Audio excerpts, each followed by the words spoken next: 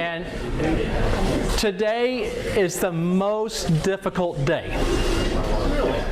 Most difficult. Because you're trying to tackle the big question of what's it going to take. From here on out, it gets easy because we're starting to say, okay, let's look at the sending of the 12 and the 70. How did they start? Let's look at Paul. How did he tackle this? We're going to begin breaking this down. And that's one thing I want you to know is, don't worry if at 3 o'clock today you're feeling pretty desperate. Every day we're going to unpack a bit more. And just let you guys know what we're doing in 8.5 days. Normally takes us 2.5 to 3 weeks. But we knew you were advanced learners, so we're kind of fast forwarding through a lot of things. So things will be moving at a pretty quick pace. And again, I'm going to point you to some homework. You'll have to do it during the evenings sometimes. But let me just tell you a story that will illustrate where we're going to go next. Because what I want you to do as a team is to begin to flesh out not only your end vision of what you think your Father's heart is, but then we're going to quantify it. How many churches would it take to get to that end vision in the next few years? And then we're going to ask the question, then how do we begin walking down that path to go from 0 or 10 or 100, whatever we've got, to that number in the next few years? That's what we're trying to figure out. Let me tell you my story to help you understand how I had to approach that question differently than I was used to. When we were working in China, as I was walking through those mountains trying to count the villages, no one had a number on how many of these villages there were in these 12 counties. We just knew there were hundreds. Originally I thought there were 900, which seemed pretty big, but then I found out the number was close to 5,000. Wow. It suddenly made the task more big because we realized every village needed a church.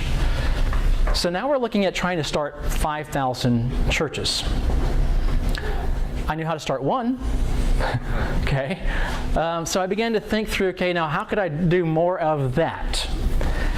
I thought, what if and we had no team at the time, what if and maybe I could find some other people to help me, what if we could start 20 churches a year? That was something we didn't know of anyone in our part of China doing, 20 churches a year. So let's just put the numbers up, okay? 5,000 divided by 20 a year, how much are you going to come up with? How long is it going to take you to get to 5,000 churches if you plant 20 a year? 250 years. Okay, so 250 years. Well, that plan wasn't doable. Okay. You guys, you were mentioning, what was your insight you had right before the break? Oh, we just divided the 100 gospel shares we think is happening today by the 4.5 million people that are today lost. And we came out to it would take us 45,000 days, 123 years, essentially, to reach today's population. Okay, so that was not going to, that plan doesn't work. So it's going to take us back to Jesus talking about we have to see 30, 60, 100 times. We're going to look a lot at that. So you and I both know it's going to take multiplying disciples, not adding disciples. So let me share a later version of what happened. So we knew that plan doesn't work. We've got to go back to a kingdom DNA where this church plants that church and that one plants this church and disciples are going place after place. When we had about 80 churches, I told you I brought together some of those leaders together, learned the fourth baptism question. One of the things we did that day was, I think, a breakthrough in that movement. We'd gone from 0 to 25 churches in the first year, gone from 25 to 76 churches the following year. When we're right about that point, about 80 churches, these 12 leaders came together. I said, we've got a big problem. We've got these 5,000 villages that need to hear the gospel, and only about 80 of them have churches. The question is, how are we going to see all of them reached? And I gave them the number 5 years. It has to happen in 5 years. These guys are farmers. Most of them have very little education. Their eyes got really big and wide, and they're like, the foreigner's really crazy. He's asking us to do something that's impossible, all these things. And so I just said, guys, you've got to figure out a way that 80 can become 5,000 in 5 years. And then I left. I left them. They sat down for lunch together, the 12 of them, wrestling through this question. And they were really, honestly, they were scared. Like, how could this happen? But when I came back in the room, and some of you guys have heard me share this or seen this, but when I came back in the room, this is what I saw on the board. Sorry, 2,560. That was written on the board. Guys that have had a third grade education, they literally were jumping up and down. I walk in the room, they're jumping. Brother Steve, you'll never believe this. What? You'll never believe this. We've got 80 churches, right? Yeah. We can all start one church in the next 6 months. Really? Yeah. That's our pattern. And sure enough, their pattern every month was every church would start a new church. Sometimes they'd start 2 or 3 churches, okay? They're jumping up and down. We can do this. But then here's the key. We could easily teach those churches to do the same thing in the next 6 months. And then they could teach those churches to do, and here's what they did. Immediately, when they had taught me this progression, they wrote on the board a big 3.5. We're not going to need 5 years. We only need 3.5 years. They caught the vision of the Father's heart. They understood there is a way to get there, and faith increased. Did they do it in 3.5 years? No. You have to throw in the equation, there's also an enemy fighting against them. They're still doing it. They're still out in the valleys planting churches. They're sending teams to other tribes. But this is their vision of where God's taking them. And they're so consumed with the vision, they're willing to endure anything to get there. So they know the only way to get there is to multiply disciples and churches. What I want to do is take you through your situation and figure out what that could look like in your context. And we're going to try to come up with a plan that would work. And so what I want to just show you, what we're going to do team by team is we're going to actually write down an envision. You started that process already. You began to write, if the Lord's Prayer were fulfilled in my community, it would look and feel like this. But I want you to get very specific. I want you to put a number on your envision. Here's what I mean by that. Our number was 5,000. We knew that the Lord's Prayer would not have been fulfilled. Romans 15:23, no place left would not be accomplished until there's a church in every village. Until that day comes, then we're not done in that people group. So what I want you to do is I want you to think through as a team, how many churches would it take to truly effectively reach this community we're targeting? Now, I know you realize there's traditional churches, there's attractional churches, there's cell churches, there's house churches, there's all kinds. But I want you just to think through, what would it take to see your whole community reached with gospel witness and discipleship? How many churches would you need to infect your society? Here's one way you can look at it. Please don't set yourself up for failure. If we have 1.5 million, what's Austin's 1.4 million people? Okay, so we need enough churches for 1.4 million people. Well, you already know the forest soil, it's not everyone's going to believe. So don't set your envision to something that's not biblical. Let's just think through a scenario.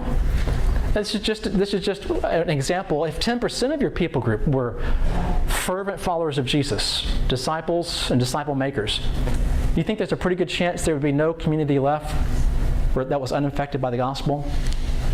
Probably, if they were distributed throughout your sectors the right way. So let's suppose that 10% of your people were believers. What would the average size of a church be in your community that could multiply? The average size, what have you guys found in Memphis? The average size that multiplies? 3, 5. Small. Yeah, small. So you guys are talking pretty small. Who else? What have you guys, Chuck, what have you guys found? Deb? 6 to 8. 6 to 8. Who else? What have you guys found? 6 to 8. About the same? Anything different in Houston? 3. 3. Anyone else? What sizes of churches? 5? Oh, You're just waving? I was looking at my hand. You're looking at your hand? Our average size in these mountains started off with 12 adults. Some of them got quite large, 60, 80 people, but it was because the whole village was meeting together. But it was still reproducing. What did you guys find in North India? Anywhere from 15 to 45, 35. Some 80, some 500, like you're saying. Jared, what about you guys? Same? average first year was 15 in one network, 17 in another that we were tracking very closely. Would that mainly be adults? Only adults that were baptized. Yeah, only baptized adults. Anyone else finding anything? What about Austin? What are you guys finding? All over the place. It could be from 3 to 20, 50. Okay. More. Okay. Who else? What are you guys finding?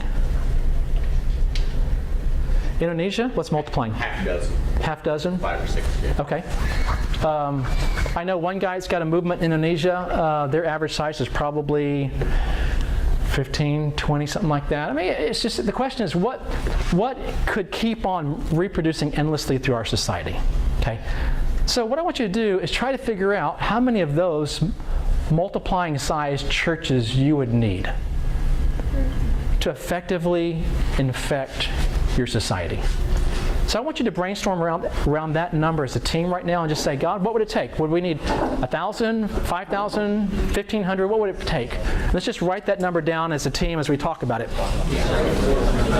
All right. Hey, let me get some examples of what numbers you've come up with. And I know you're still working on it. What about at this table? What kind of numbers have you guys come up with here?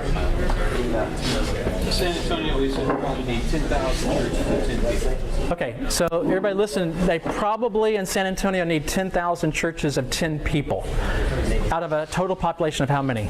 That was a lost population that Okay, we were shooting for.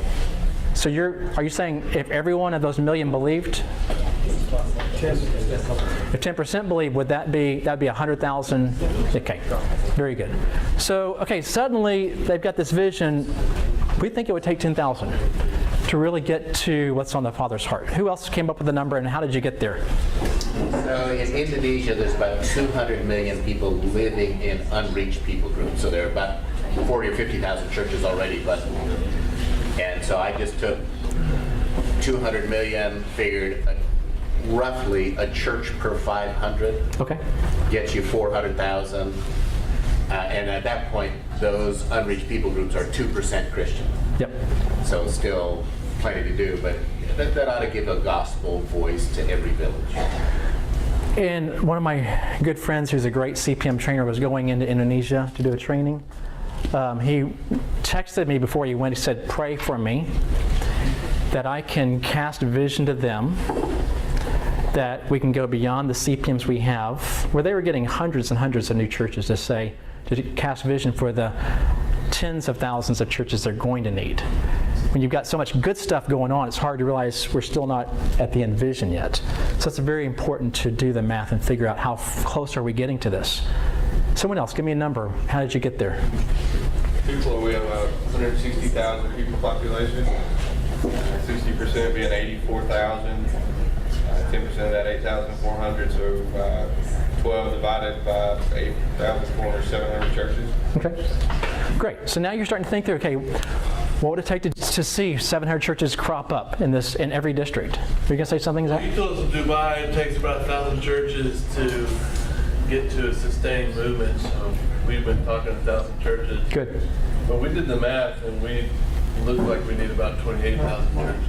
Okay. If we have churches average size 5 people, it would take 28,000. Yeah. And by the way, there's a difference between starting to get to a sustained movement and then getting to the envision. The sustained movement is just to get you on the path toward fulfilling the envision. So a lot of the guys I know that are in the middle of sustained CPMs, they come to me and we frequently have a conversation like this. I think it's time for me to leave. Why? Well, they don't need me. Well, let's do the math. What percentage of your people group knows Christ? Well, about 0.5%. So do you think you've gone far enough down this path that you can pull out? And they begin to realize, oh, we're a long way from no place left. But they've got something sustained, which is important. Now they have something to move toward that vision with. Very, very important to make that distinction in your mind. What else? Someone else give me a number. We did 450,000 were the people, and 10% of that was with average of 8 person per church was 56,000 churches. 56,000. 56,000? Yeah. Someone else? Atlanta, we've got about 6 million total population, Metro Atlanta, 3.8 million parts we've got. 2 million of those are not invitable to church, according to Barna last year. That's 53%. So we need 10% of that population proclaiming. So 200,000 seat sowers, and assuming an average church size of 10, that's 20,000 churches. Okay, good. Jim? Mine's a little different. I'm targeting the Department of Defense. Okay. So there's about 2. Good, get them saved. Yeah, they need it. There's about 2 million active people in the Department of Defense. About 30% have no Christian affiliation at all. That's about 600,000 lost people. If 10% respond, 60,000. If the average church size is 10, we need 6,000 churches. Good, great. And that's going to be dispersed over a wide area. Over the world. Yeah, good. So we broke Austin down into 4 different segments of people group, and by the percentage of the demographer of Austin, and then added calculate from what we've seen the number of households. So take a particular church by particular people group, which makes the number a little bit different for each people group, and divide those and come up with 38,908 churches. Good, very good. Someone else?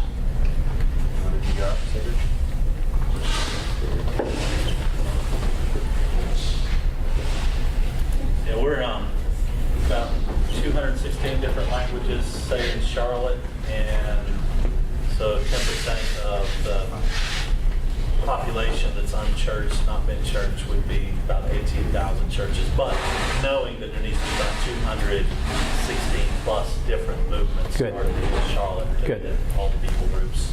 Well, people groups would exceed 300. Just a bottom line. Okay, so this is important because you need some other indicators besides simply the total number of churches. Like Indonesia is a prime example of this. You can get 10,000 churches that totally do not touch whole segments of society. So you have to ask the question, not only the numbers, but then are we getting to all of the key segments, which is where we're about to go next, okay? All of you, as you begin working on your master plans, you need to come up with some number. Let me tell you why the number is so important. It just forces your hand. Rather than this being this nebulous, we just want everyone to be praising the name of Jesus type of thing. No. How many churches would it take to infect our society to where we know that people are being challenged to be followers of Jesus and we're making disciples, churches are starting, all of that, okay? So you've got to have something to begin pushing you toward that end.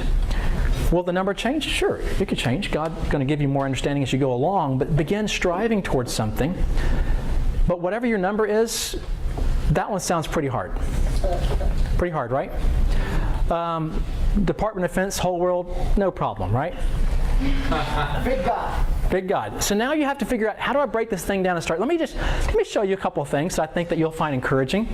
As guys around the world and gals around the world have tried to do this, here's an example from Indonesia. This is just one violent man. One violent man. He's right there. He's a guy that he used to be a political activist. His job used to be that when there were elections, whatever party he was a part of, he would stir up whole areas to picket or whatever they have to do to fight for that party's candidate. So he knows how to work the system pretty well. He's pretty well connected. He brought this to one of our co-workers, and you can't see it down here, but every one of these is a generation number. And right down here we have a 9. And every 3 months they were getting a new generation of churches. That's just an example of just one people group. Here's an example from India. And these guys just begin to track out, how are we doing getting to these many segments and places? Here's another one where they begin tracking different streams of this happening. And I'm going to zoom out and you're going to see the guy's feet taking the picture. What do the colors mean? I have no clue. Okay. They had a system. It may be generational numbers. I just don't know. Okay. Here's another one. Different ways you can diagram it out. Okay. Just to let you see how guys are saying, I want to tackle this target. So, how do we break this thing down and start? Let me give you an example from our work. There are 2 ways to approach this. One's geographical, that's the easy way. And one's demographically, and that's the hard way. The closer you are, having moved from Booger Holler to New York City, the further you are over here, the more you need to have a demographic approach. Segments of people, social classes, not geography. When you're in Booger Holler, just go after those 3 houses, right? Geography, okay? Every area is somewhere on that spectrum from rural, where you know all of your neighbors, to New York City, where you don't know the guy in the next door flat. And depending on where you are on that spectrum determines how you have to break this elephant down and start eating it. So let me give you a simple one so you can see the concept. Now I'm going to show you the opposite extreme, the urban environment, and we're going to figure out how do you break down your target of 18,000 churches or whatever. So let me give you an example. As we look at this, 5,000 is the goal. 5,000 churches, 5,000 villages, okay? So here you see them all in blue. By the way, I have my wife here to correct me. So if I say the wrong color, just nod your heads and just remember Steve's colorblind, okay? But I'm assuming these are blue dots. Am I good so far? They're red, Steve. Thank you. Hey, you know what my boys gave me for Christmas? Some glasses that correct color blindness. They haven't come in yet, but eventually I'm going to look right here and see those colors, okay? So here's, not totally colorblind, but pretty well. So we began to look at that, and we were just dumbfounded. God, the end vision is 5,000 churches. How do we get there? The stage that we thought that was just prior to getting to 5,000 churches looked like this. In every one of these areas, let's assume this area right here, there's a little market town. Every village has got a market town that on Fridays they go to, Thursdays they go to trade their goods, to buy vegetables or whatever. Laura and I used to live in a little market town right here. Friday was market day. And Laura figured out pretty quick she can't homeschool on Fridays because we lived on a market road. And you'd hear pigs squealing as they were being dragged down the street, chickens clucking, I mean, people yelling and screaming and bargaining from about 6 a.m. on to about 3 p.m. You could stand on our mountaintop and you could see them streaming out of their villages, down to the river valleys, back up to our mountain with all their stuff on their shoulders to trade. Then about 3 o'clock they'd start the trek back down to go to their villages. Our market town serviced about 100 villages. So someone from every one of 100 villages came to our market town on Fridays. Can you see what the stage prior to getting to a church in every village might look like now?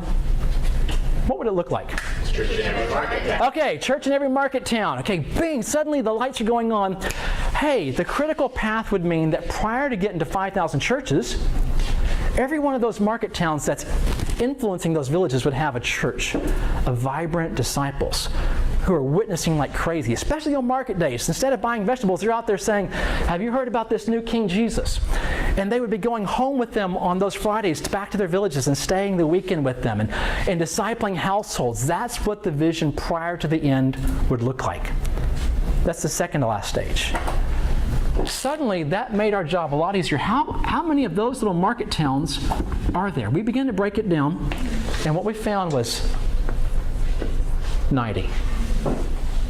90. Now, can you see this job getting a bit easier now? So I don't have to plant 5,000 churches. How many do I have to plant now? 90. Okay, now I'm still using the I word, which is a no-no, right? Because I still can't do that. That's impossible for me, the white foreigner, to get into this place right here before the police come in and snap me up, okay? So, but now our vision's gotten easier. If I could just see 90 churches start that have a vision for their whole district and they're multiplying, we're on the way there. We call those mustard seeds. Those mustard seeds growing up and infecting that whole area. But 90 is still too difficult. So we began to look at the road system here. And we realized that in these road systems, there were about 35 key towns that are on these roads right here, that if we could get a church planted there, those market guys travel from village to market town every day of the week. These guys that live here, they go over here to set up their dentist shop on Mondays. And then they go over here on Tuesdays. And they go over here on Wednesdays. Now my job's getting easier. Because the stage prior to this, to stage prior to the last would be 35 churches. Getting more doable? Much more doable. But we still couldn't figure out how to get started there.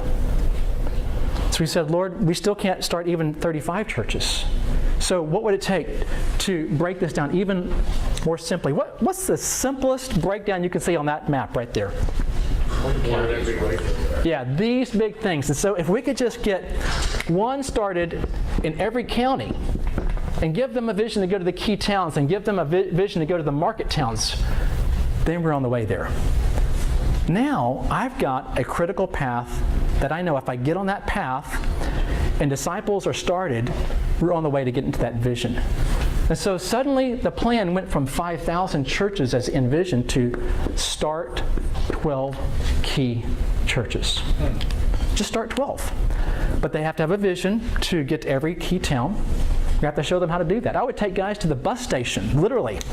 I say, guys, look at that board, that signboard up there. It shows you where all the buses go to. What are the names of those places? They didn't know how to read a map, but they could go to a bus station and say, Huang Cao Ling. Okay, who's going to buy a bus ticket to Huang Cao Ling? Okay, well, how much does it cost? It costs, $5. Okay, let's get the money together. You send 2 guys over there. We're targeting our next market town.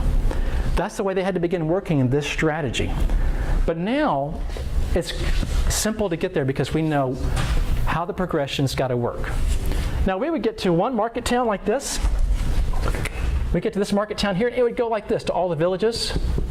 We'd have to say, how do we get to the next market town? So it doesn't work simply 12 to 35 to 90 to 5,000. It infects an area, then you jump to a new area and infects an area. Have you found that in your area, Jared? Very true, yeah. Are you guys targeting market towns? Yes and no. India is a bit different because we have a caste system to represent as well. And what we found is 80% of one church is one caste. So, yeah, market towns are important, but then you've got to break it down even more by caste, and you look at the 20%ers, and how do we leverage the 20% that are not the majority, and it gets pretty. Yep. You can start dicing and slicing a whole bunch of different ones. Yep. Indonesia, market towns, or no? Well, we're not very well organized. Okay. So no. Okay. You need to find a way to break down your area. That's booger holler. Easy. Geography. Everybody knows everybody. Everybody in every village knows everyone in that village. Okay? The hard part is getting them from that village to the next place. Refugee camps. How many refugee camps in Germany? Have any idea? No idea. There's a lot. There's 1,000 new ones every day. Yeah. So then you have to figure out not only how do we reach that refugee camp, but how do we get someone from that one to the next one. That's how you have to begin breaking this thing down. Let's go to New York City over here. And let me just kind of fast forward to New York City to show you what New York City looks like. How many of you guys can obtain a map of your cities? Okay, throw it away. What are you talking about? Not literally. But you realize a map is incredibly deceptive. We grab a map because we want to know how to get around and how to navigate our city. But it does not show you the complexity of a city. Okay? I think about 6 or 7 years ago, I heard several of the leaders of our organization say, we do not know how to reach cities. What they did not realize is that in our country alone, 75% of our church planting movements were happening in urban contexts, not rural. What we found globally is that cities, when CPM start there, they happen much quicker and much more virally, however you can correct my English. They're much more viral in cities than they are in the countryside. Why do you think that would be the case? Why do you think they would be faster in cities? Yeah, everybody's close together, higher population. What's that, melting pot? Which is, by the way, a false notion. Cities are more mosaics than melting pots. But people still tend to stay in their communities, but they rub up against each other, okay? And you got to find those points where they rub up against each other. We'll talk about that. Why else? Why else is it faster in cities? Gathering places. Yeah, you realize that every place that you need to meet in has already been built. It's already been built. Somewhere, someone's apartment, some coffee shop, some park. It's great here in Southern Florida. Man, you guys can meet anywhere. Minnesota would be different, right? Okay. There's a difference in cities between primary and secondary relationships. What's a primary relationship? Anybody know what that term means? What's that? Blood. Bloody? We're related by blood. Blood, okay. Let me tell you what a primary relationship is. Someone that can walk through your front door at 2 o'clock in the morning, open the fridge, grab something out, drink it, put it back in the fridge, walk out. That's primary relationship. Now, when you're living in rural wherever, you have a lot of those. But in the city, how many do you have? Very, very few. And the more you become like New York City, it's almost non-existent. You have your 3 or 4 buddies you get together with, and that's it. But you have tons of what we call secondary relationships. What are secondary relationships? Work. What else? They come at 2 p.m. and they ring your doorbell. Come at 2 p.m. and ring your doorbell. Who else? Secondary relationships. Recreation. Recreation. Yeah. Say again? Your gym. Gym. School. Where do you find those? Right there. How many contacts are on your phone? A lot. A lot. A lot. Most of those are secondary relationships. What we have to do in cities is we have to help people look at their context differently. When you have people make out their oikos map and say, who are your family and friends? There's about 3 people on that list. Then you say, now pull out your phone and put everybody else on your oikos map. And suddenly the map mushrooms. You're having them look at relationships differently. So let me show you how to look at a city. Most of us see the map and we see the geography of parks, neighborhoods, businesses, and so on. Not bad. Do you have wealthy neighborhoods in your place? Yeah. Okay, so people do tend to congregate, but rather than looking like a waffle, you need to realize that a city's more like a stack of waffles, okay? It's like a stack of waffles, okay? And it's not just that people relate by geography, but they relate by social classes. This is a simple way to divide it based upon age. It's a good example. You have the elite layer of society. Who do they know? The other elite. I'm driving over your bridge out here, Steve. I like to sail. I'm driving over that bridge. I see all those sailboats out there. That's a whole community right there. That's a whole caste. Those boaters, they all know each other. They relate to each other. And they may not relate to the people 3 blocks away. Okay, that's a whole section. You'll have professionals. You'll have the educated world. You'll have your blue-collar workers. Let me give you an example of blue collars. In Inkai's movement, the whole movement would spread factory after factory after factory, and it's everybody that knew each other on that same social level. Then they'd get laid off and they'd go to the next factory and they'd reach those people. But they weren't reaching their bosses necessarily. They weren't reaching the shop owners outside the gates, but they'd figured out how to harvest that whole segment of the movement. Then they had to launch movements in other segments to do the same thing. Small business owners, okay? Immigrants to your city, the ethne. All of these are segments. What we have to do is figure out how do I help reach not just the geography, but each relational layer. In your city, when people hang out with their friends on Saturday night, who do they hang out with? People they work with. Okay, people they work with. Who else? They're passion groups. Well, give me an example of a passion. Motorcycle riders or volleyball. Okay, motorcycle riders. Who else do they hang out with? And they don't cross. Other soccer parents? I mean, they're related by class and interest, okay? You need to realize that. So let me give you an example. We need to help them go from this side of the city to their relationship on this side of the city and stop looking at simply the geography. People, it's amazing to me, they'll get on a train and commute an hour to go hang out with their friends on Saturday night. And they don't even know their next door neighbor. So you have to understand what are the key segments or social groupings in our society, and how do I simplify those? And then how do I help them begin to reach across the segments in their geographical area? Let me give you an example. There's a lady down here in one city. She's a recent immigrant to the city. She sells vegetables in the local wet market. She comes to Christ. She starts getting trained in T for T, and she begins to make out her list of all the lost people she knows. And one of the groups on her list is everyone that buys vegetables from me. Who in a city goes grocery shopping?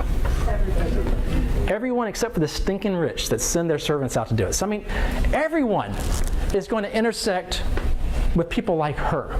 And so everyone's coming by her table. She's selling vegetables. She witnesses. Doesn't matter who they are. So she's the lowest rung of society. She leads this guy to faith who's a professor at the local university, PhD, big wig, okay? Leads him to Christ and starts discipling the guy on campus. Third grade education, PhD. They shouldn't mix. So she starts discipling this guy, and as she's discipling him, he starts reaching who? Who do you think he's going to reach out to? The professors. So professors start coming to faith, and who else? Students.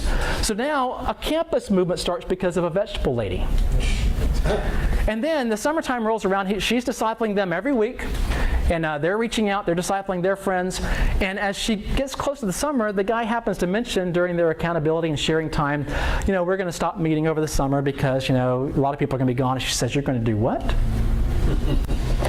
Hebrews 10, 24 through 25, do not forsake the assembling of yourselves together. And she begins rebuking this guy, and he's like, okay. So they kept meeting. I'm thinking, only in the kingdom of God. Neither Jew nor Greek, neither male nor female. God's doing this thing.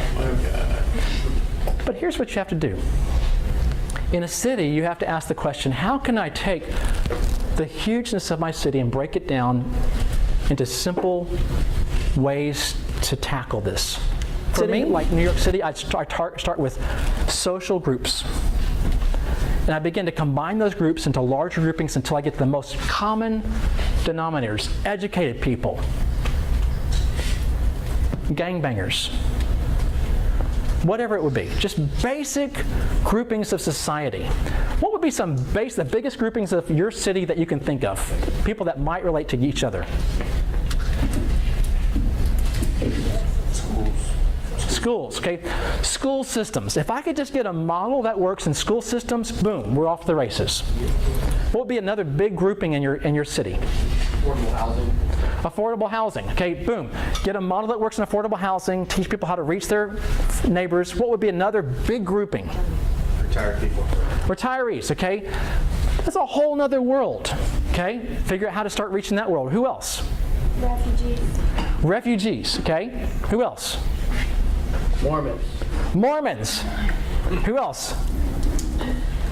White people. White people? Okay, here's what I want you to do. Okay, white people, now we're going to go to every other color people. Is that what we're going to do? Okay. The closer you get to New York City, the less that matters, right? Okay, so you have to figure this out. Here's what I want you to do. Okay, we're going to come up with this. Let me see if I've got it here. How do you break this down and start? I want you by team to go beyond your big number. And I want you to say, what would the critical path look like? And how can we break it down to a simple enough number that we know how to start planting those first multiplying churches that would spread through a segment of our society? I want you to begin working on, here's all the segments we can think of in our society. It could be geography. You know what, Jim, you might have to do yours first of all by bases or whatever. And then the influencing basis or whatever that might look like. Keep breaking this thing down until you can make it simple enough to say, I have a number that's manageable to start with. That number is usually between 10 and 20 places to start. If you got more than 10 or 20, it's just too big. Break it down into something. Keep grouping them until you say, okay, just people with an education and people with not an education. However you have to do it to get started with a model. One guy I know in a city said, I'm just going to have 2 models, literate and non-literate. Okay, good. Now he's got a place to start. So I want you guys by teams to begin breaking this down. Does this make sense what I'm asking you to do? Yeah. Okay. I want you to begin breaking down your big number until you can get to something that's manageable to start with. And I want to hear what you come up with. We're going to take about 15 minutes to try to do this before lunch. Let me just mention one last thing, guys. And this might make it really helpful for you. If you met some other believers in your community and said, we would be willing to send out 15 loving Jesus, rabid disciples of Christ, church planting teams, where would you send those 15? That's another way to look at it. If I could distribute them through my society, where would I send them to get something started? That's what we're looking at.